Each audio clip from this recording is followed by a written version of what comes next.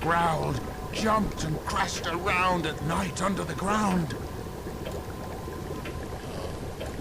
This guy's wacko, man. He is completely mad. But I must get some answers. Can you tell me about the gate? It is the building nestled over the Black Abyss. You should have remembered it by now. But it seems it is still not clear for you. You will remember soon. Hopefully. So I won't have to talk to people like you. What do you mean Mr. Nathaniel called me beyond time? They needed a blood descendant, but only such a person can do what they require. Mr. Nathaniel, he could speak with his ancestors. Or maybe the opposite was true. Sure. They told him to call you, and so he did. He somehow learned strange languages he never even knew existed. And with this knowledge, he read forbidden books gathered from around the world. Really? Passages about summoning beyond time. Those fiendish necromantic murmurings and chants. Ease up on your hair, man. It's gonna fall out. How did this Mr. Nathaniel learn such an appeal? He learned it from Jediah, a shadow from his own lineage.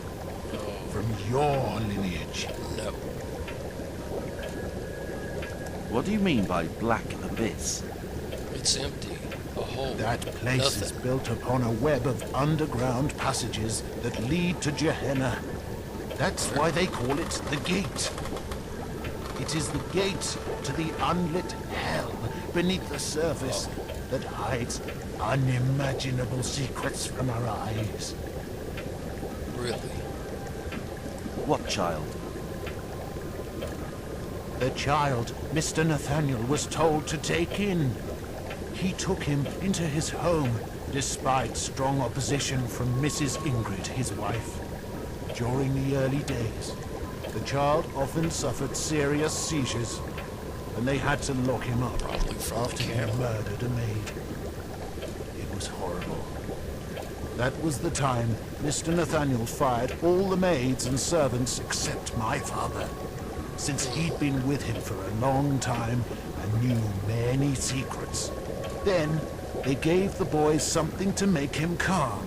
Probably more. It seemed like he forgot what he knew. And after that, he grew up in that house like a normal child.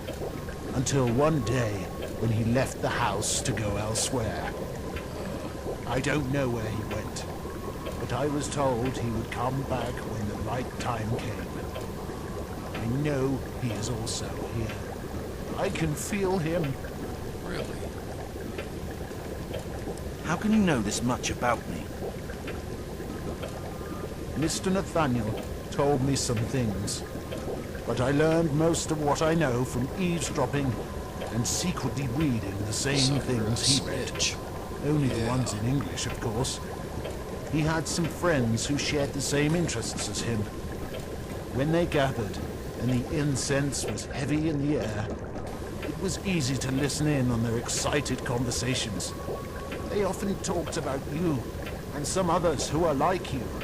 No. And there were other things that I wouldn't have understood unless I'd read some of the books. His wife, that poor woman, hated his friends and the topics they spoke about in those heathen meetings.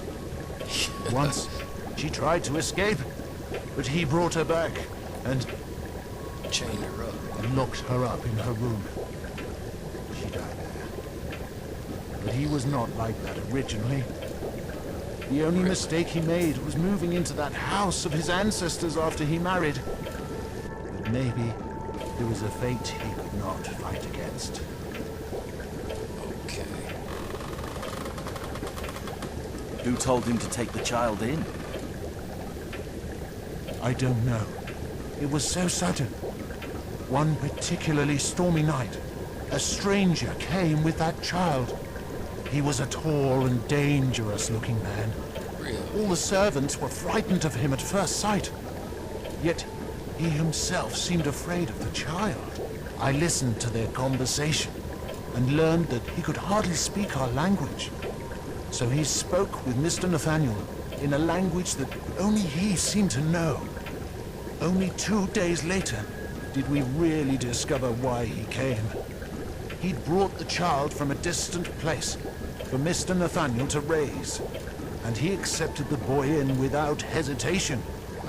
But he never explained why he agreed to do it. It's probably none of your business. Who is this Jedediah? I don't know. I only know his name, and that he was from Nathaniel's bloodline. I once read in one of the books, Wake up. even if you kill the physical body of some people, it doesn't mean they're really dead and will disappear from this world. They can find a way to come back, and then silently wait for their time to come. Okay. Why did Mrs. Ingrid want to escape? I'm not sure, but I think she saw something terrible. She knew a lot about the things her husband was interested in doing. Pornography. After the child incident, she started to hate him, though she stayed by his side. After a while, the situation began to change and got more serious. Really? And that's when the secret meetings began. She hated it all, both the meetings and those who attended them. And one day, it seemed she couldn't take it anymore and ran away. Wake up. Wake up. But Mr. Nathaniel's friends forced him to take her back and lock her up.